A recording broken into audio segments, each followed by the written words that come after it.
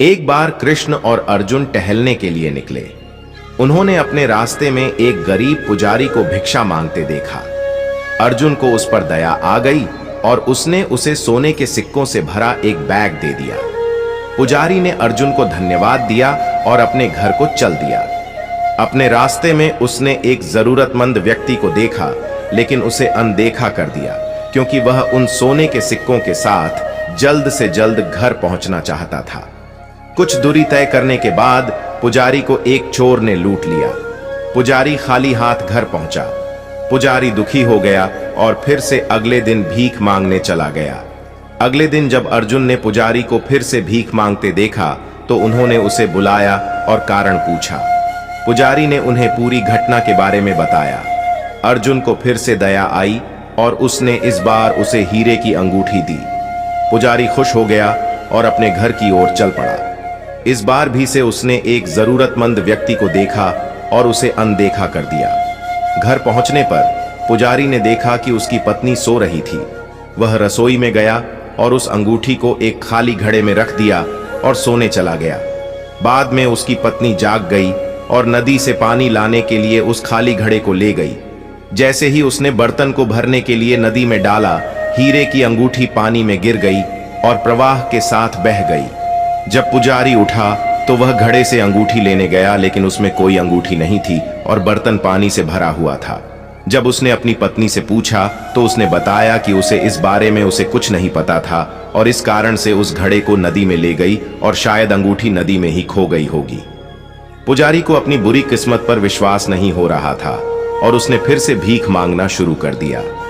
फिर से अर्जुन ने उस पुजारी को देखा और उसे फिर से भीख मांगते हुए देखकर आश्चर्यचकित रह गए। अर्जुन ने इसके बारे में पूछताछ की और पुजारी के लिए बुरा महसूस किया और सोचने लगे कि क्या वह कभी खुशहाल जीवन जी भी पाएगा या नहीं।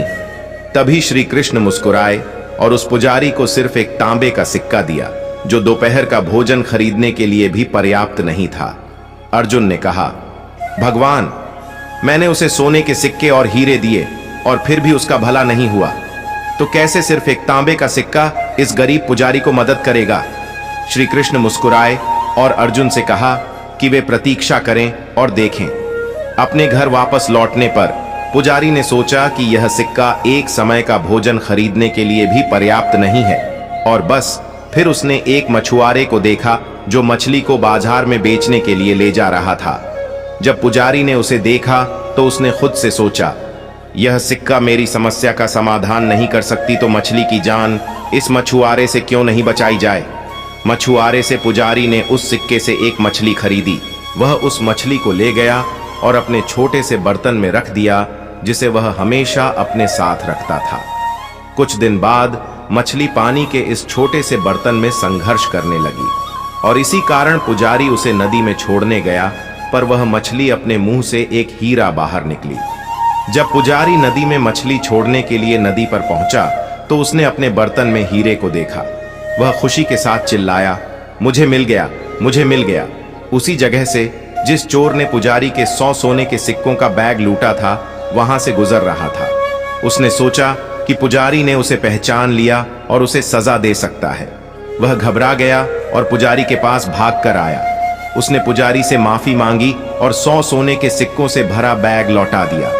पुजारी विश्वास नहीं कर सकता था कि उसके साथ यह क्या हो रहा है।